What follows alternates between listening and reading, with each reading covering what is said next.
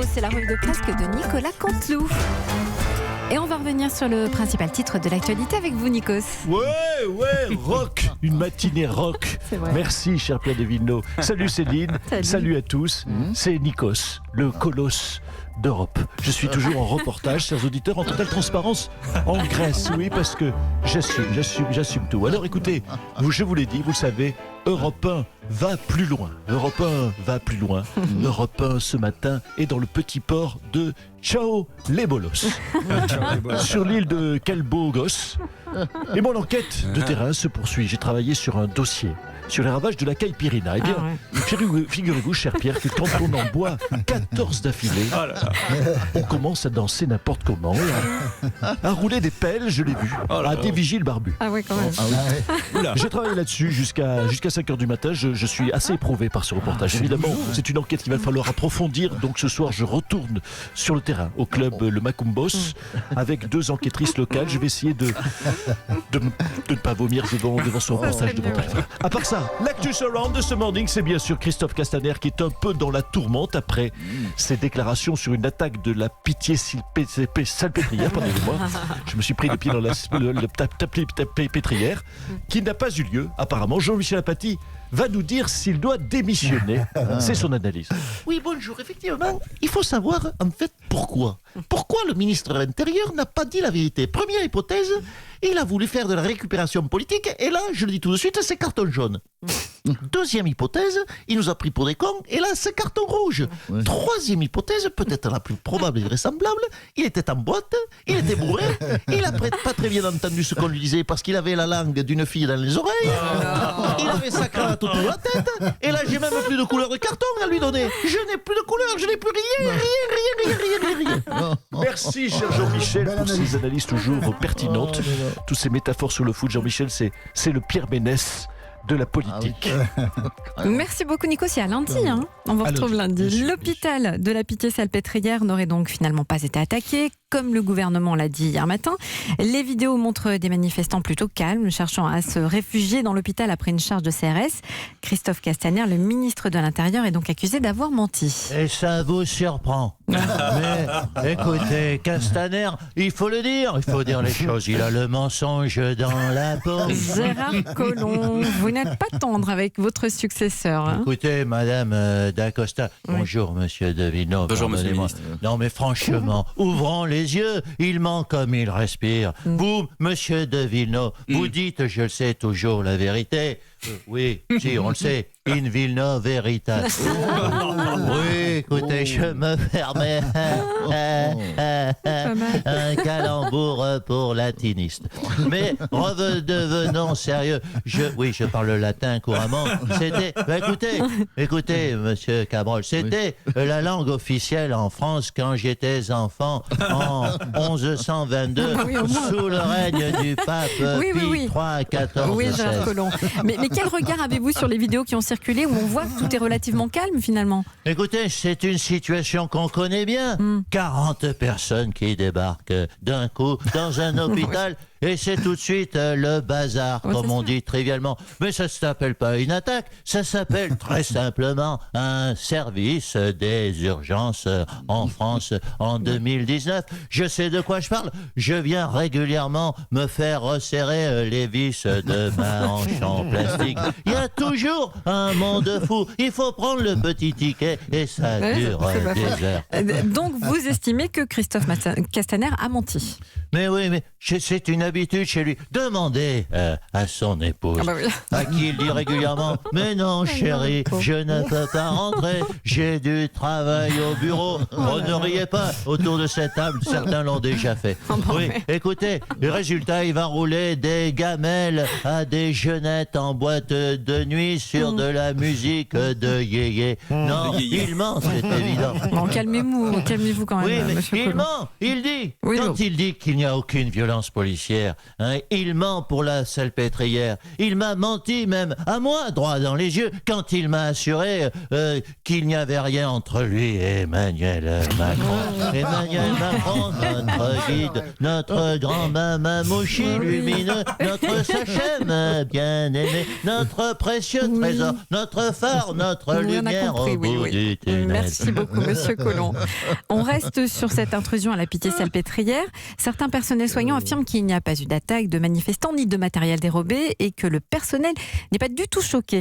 Docteur Simès, bonjour. Oui, bonjour Marina. Non. Rappelez-moi votre prénom, Marina. C'est Céline. Bien enchanté, Marina. Et oui, le personnel soignant a fait preuve d'un sang-froid remarquable en même temps. Quand on est habitué à voir débouler 50 patients par minute qui ont des fractures ouvertes du tibia, qui ont avalé une fourchette ou qui se sont enfoncés une télécommande dans le yonf, on peut garder son sang-froid devant 30 personnes en gilet jaune. Oui, mais ils ont quand même eu peur, peur de la casse notamment à l'hôpital. Écoutez, là encore, ma chère Marina, c'est parce qu'ils sont habitués. La casse à l'hôpital, cela fait 30 ans qu'elle est faite par les différents gouvernements. Donc, ce n'est pas une poignée de manifestants apeurés qui vont les impressionner. Comme ça, merci docteur Simès. Je vous en prie, Marina. Emmanuel Macron a poussé un coup de gueule contre ses ministres cette semaine. Le président est mécontent de leur implication et redoute de mauvais scores aux européennes.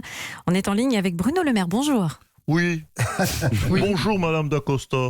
Bonjour Monsieur Devino, Monsieur Abiker, Monsieur Apoti, Monsieur Cabrol. Madame Bouchard n'est pas là, mais je salue Monsieur Claus. Écoutez, je ne sais plus quelle était votre question du coup. Il n'y a pas vraiment de question. Le président... Sur ce point sur lequel on n'a pas de sujet, il n'y a pas de débat. Je sais que ça marche à tous les coups. Il faut être honnête, le président nous a effectivement, au Conseil des ministres, légèrement houspillé. Légèrement houspillé. Oui, bon, écoutez, c'est relatif. Il nous a traités de mou du gland, qui se la coule douce pendant que lui fait tout le boulot. Vous voyez qu'il a tenu à rester soft, tout en pédagogie, je dirais. Il nous a dit, moi, je me suis tapé des centaines d'heures de débat avec ces ploucs. Il n'y a pas de raison que vous y coupiez. Voilà ce qu'il a dit en substance. Et on croit savoir qu'il vous a demandé d'être plus présent sur le terrain, vous et les autres ministres. C'est pour ça que Matignon est délocalisé pour 2 jours à Angoulême, par exemple ? Oui, nous irons à Angoulême. Ouais. Nous sommes préparés à cela. Nous avons renouvelé nos passeports. C'est bien. Nos vaccins contre le typhus, la malaria, les maladies du Moyen-Âge. Et nous sommes partis à Angoulême afin de mieux expliquer notre action et nos projets européens. Et là, je suis sur un marché. Aujourd'hui, par exemple, je peux vous dire que c'est important le travail de terrain. Bien, bonjour madame. Oui, qu'est-ce que c'est ? Oui, bonjour monsieur. Alors madame, quels sont, puisque je suis à l'écoute du terrain, quels sont vos problèmes madame ? Bien, écoutez, je fais mes courses, mais c'est pas facile, hein, je n'ai pas beaucoup d'argent, vous savez. Oui, je comprends, c'est ballot, parce qu'on a plein de projets pour que vous gagniez plein d'argent, mais nous n'avons pas encore assez de poids en Europe. C'est ballot. Si jamais vous votiez pour nous européennes, vous seriez super riches. C'est ballot. Et vous savez, la santé, c'est pas facile non plus. J'ai mal au dos, moi. Ça fait des années que ça dure. Oui, c'est dommageable, mais ça, c'est parce qu'on n'a pas assez de députés européens, madame. Les autres sont tous nuls. Ils ne votent pas des normes assez efficaces sur les fauteuils importés de Chine, et du coup, vous avez mal au dos quand vous asseyez dessus. C'est la vérité, c'est bête. Oui, peut-être, mais enfin, en tout cas, ce que je vois, c'est que j'ai du mal à porter mes courses, parce que, vous voyez, les cabas, là, bien, c'est lourd. Oui, mais vous savez, nos députés européens, s'ils étaient élus, eh bien, ils pourraient porter vos courses. Et en plus, il ferait beau. Mais en tout cas, je vais vous dire une chose. Moi, j'ai l'impression que vous nous expliquez tout, vous nous dites tout, là, mais votre gouvernement, tous vos ministres, là, ils nous prennent pour des cloches, voilà. Ah oui, merde, ça s'est vu. Bon, enfin, au moins, Emmanuel Macron ne pourra pas dire qu'on n'est pas de bonne volonté. Merci beaucoup, monsieur le maire. Allez, une nouvelle de sport très étonnante et dont on n'a pas du tout parlé. Cette semaine, l'équipe de France de curling a été battue par le Nigeria. Bonjour Nelson Montfort. Oui, bonjour ma chère Céline, ravi d'être parmi vous. Bonjour mon cher Pierre, écoutez, bonjour à tout le banc des remplaçants, devrais-je dire. Écoutez, alors là, c'est formidable, on a découvert un nouveau sport dans lequel les Français sont nuls. Cette semaine, on n'avait pas de branlée à se mettre sous la dent en tennis, ni en rugby, ni en patinage, ni en 100 mètres, mais pas de souci. c'est l'équipe de France de curling qui s'en occupe. Une belle branlée qu'on aime face au Nigeria. Oui, le Nigeria. Et le Nigeria qui n'avait jamais gagné quoi que ce soit en curling en championnat du monde. Oui, c'est du très haut niveau. Je vais interroger, si vous le permettez, des joueurs français présents. Il s'agit d'Alain. Alain, une défaite en curling contre le Nigeria. Racontez-nous cet exploit. Écoutez, bonjour, je m'appelle. Je viens de Bordeaux, dont j'ai été maire depuis longtemps, et j'avais une passion dans la vie, la branlée. Alors, j'ai trouvé récemment un emploi au Conseil constitutionnel, et depuis, plus moyen de prendre une branlée. Oui, donc ça vous manquait, cher Alain, je suppose. Oui, donc je cherchais un nouveau défi, quelque chose d'original. Je me suis dit, tiens, en quoi tu es nul? Et le curling s'est imposé comme une évidence. Je ne sais pas en faire du tout, il faut balayer de la glace pour faire glisser une espèce de soupière en plastique, et donc je me suis pointé avec mon balai brosse face au Nigeria, et le reste aujourd'hui appartient à l'histoire. Oui, c'est très beau, merci de cette transparence, c'est très beau. Rendez-vous compte de la performance des Français paumés à un sport de glace contre un pays qui n'a pas vu un flocon de neige depuis la dernière période glaciaire. Très très belle histoire. À vous, ma chère Céline. Merci Nelson, et merci à monsieur Juppé qui était avec vous. Et puis c'est l'anniversaire de Jean Lassalle aujourd'hui. On voulait juste lui souhaiter un bon anniversaire. Bonjour monsieur Lassalle. Bonjour mon collègue Cabral, mon ami Apathy, tout ça, c'est le grand Sud-Ouest. En tout cas, c'est sur la Loire et ça me fait plaisir. Je salue quand même les autres. Merci. Je suis très sensible à ce souhait que vous faites. Évidemment, j'aurais préféré que ça tombe un autre jour que la mort de Chewbacca, mon malheureux demi-frère. Ma mère, oui, si je me reviens d'entendre ces paroles, me touche. Ma mère l'a mis bas un beau jour de mai après avoir eu une idylle avec un grizzly canadien. Dis donc, bon, allez, consolez-vous, c'est votre anniversaire à vous aussi. Oui, alors merci.